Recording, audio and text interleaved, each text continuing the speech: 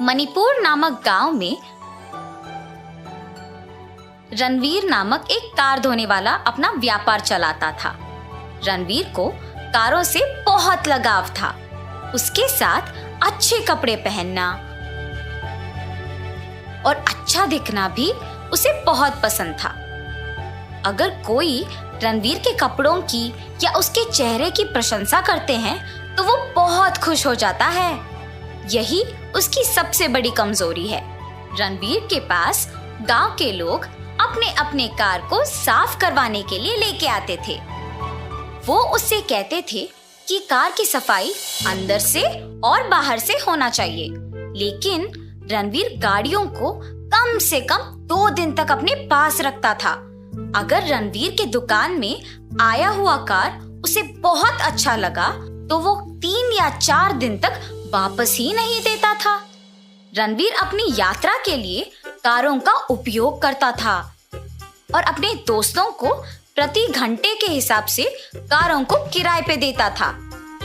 एक दिन प्रेमजी नामक एक बहुत अमीर आदमी एक महंगी कार में मणिपुर आता है। रास्ते में कीचड़ के कारण उसका कार का टायर गंदा हो गया और वही प्रेमजी को कार धोने का एक दुकान नजर आया। कार पूरा गंदा हो गया। यहाँ वैसे भी एक कार वॉश का दुकान है, यही वॉश करवा लूंगा। ऐसे सोचकर प्रेमजी रणवीर के दुकान जाता है। रणवीर प्रेमजी का कार देख सम्मोहित हो जाता है।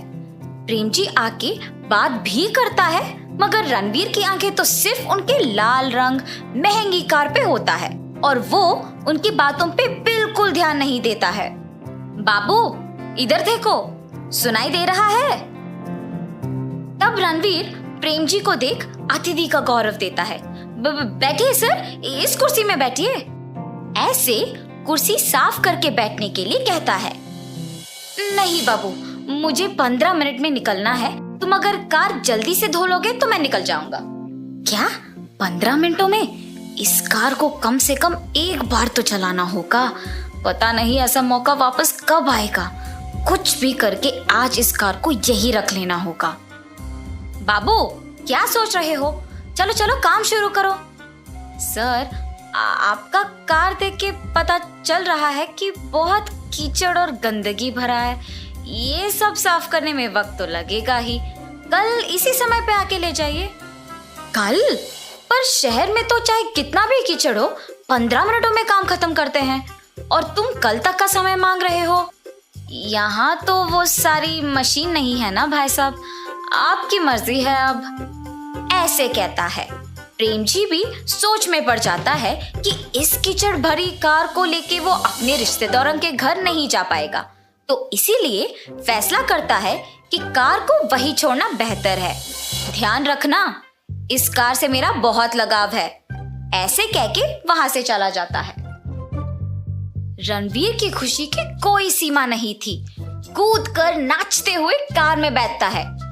वाह वाह, देखो कैसे चमक रहा है। ये गियर, ये स्टीयरिंग, आय हाय, काश ये कार मेरे पास होता।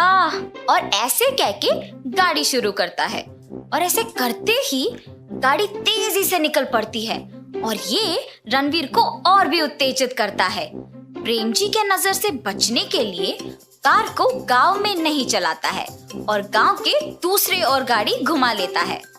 खुशी से गाड़ी चलाते हुए तेजी बढ़ाते हुए गाड़ी को उड़ाता है और उसे ये करने में बहुत मजा आता है। थोड़ी देर बाद अपने दुकान पे आकर कार से उतरते हुए गाड़ी चलाने में मजा आ गया। गाड़ी उतर के देखता है कि कार और भी गंदा हो गया। ये देख तुरंत गाड़ी की सफाई के काम में लग जाता है और साफ करने के बाद वाह वाह, इतनी सुंदर गाड़ी मेरे दुकान पे आना और मेरा उसे चलाना सच में मेरा किस्मत ही है। ऐसे रणवीर अपने आप में बात कर ही रहा था कि उस गांव के मुखिया और अमीर आदमी पृथ्वीराज उस लाल गाड़ी को उनके रास्ते से गुजरते हुए देख आश्चर्यचकित रह जाता है। ए रणवीर, तुम्हारे शेड पे इस तरह के महंगी गाड़ी का आना कब से शुरू हुआ? बहुत अच्छा है, मुझे 1 घंटा किराए पे दोगे? अब भाई साहब, इतनी महंगी गाड़ी के किराए का दाम भी तो महंगा ही होगा। अगर आपको मंजूर है तो लेके जाइएगा। मौके पे चौका मार रहे हो तुम। वैसे ऐसे गाड़ी के लिए तो कोई भी मूल्य मंजूर है। बोलो कितना है? 5,000। 5 क्या 10,000 ले लो। और ऐसे उस 10,000 देकर कार को लेके जाता है। रणवीर उन सारे पैसों को देख खुश हो जाता है। हाँ, अब मैं 1 घंटे के अंदर उस कार के वापस आने से पहले मेरे नए कपड़े पहनकर तैयार हो जाऊंगा। उस फोटोग्राफर को बुला के इस कार के साथ मेरी तस्वीर खींचने के लिए कहूंगा। ऐसे सोचकर उसके लाल रंग का शर्ट और पैंट पहनकर और चश्मा भी पहनकर तैयार रहता है। कार के आते ही कार के अंदर, कार के बाहर और कार के ऊपर बैठकर अपनी तस्वीर खिंचवाता है। कैमरा वाले को भेजने के बाद उस कार छोड़ने का मन ही नहीं कर रहा था और उसे पता है कि शायद ऐसी महंगी कार को चलाने का मौका फिर उसे कभी नहीं मिलेगा और इसीलिए गाड़ी को वापस तेजी से घुमाने ले जाता है। अचानक आगे से एक लड़का अपनी साइकिल पे आ रहा होता है और इस कार को देख वो दंग रह जाता है और इससे वो अपने साइकिल पे नियंत्रण खोकर साइकिल के साथ गिर जाता है और कार के डोर पे छोटा खरोच लग जाता है। रणवीर तुरंत कार से उतरकर उस खरोच को देखता है और घबरा जाता है और गाड़ी को उसके शेड लेके जाता है। शेड आके उस गाड़ी पे लगे खरोच को छुपाने के लिए अनगिनत तरीके कोशिश करता है।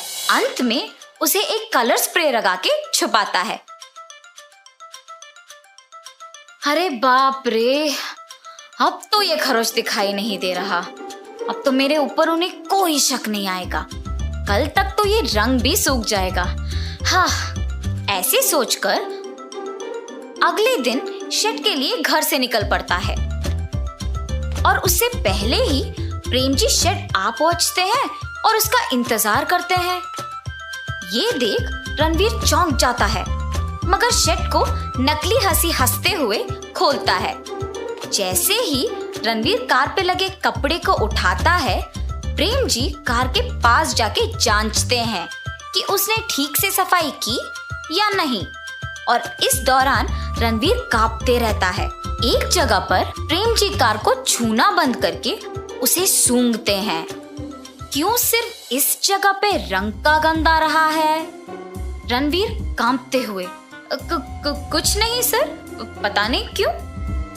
एकदम टिप टॉप से तैयार होके मेरे कार में पूरा गांव घूम के साइकिल से टकरा कर खरोच भी लगवा के उसे छिपाने कुछ रंग लगाए हो ना, और उसके ऊपर तुमने मेरे ही गाड़ी को किराए पे दिया, उसके साथ तस्वीर खिंचवाया। क्या इन्हीं सब के लिए मुझसे एक दिन इसको यहाँ छोड़ने के लिए कहा था तुमने? पुलिस, आप सबने देखा ना इसका नाटक, तुरंत इसे गिरफ्तार करो। मैंने भरोसे पे गाड़ी यहाँ छोड़ी थी। वो तो अच्छा हुआ कि मेरे नौकर ने इसे गांव के बाहर चलाते हुए देख लिया, वरना ये मुझे बेवकूफ बना देता।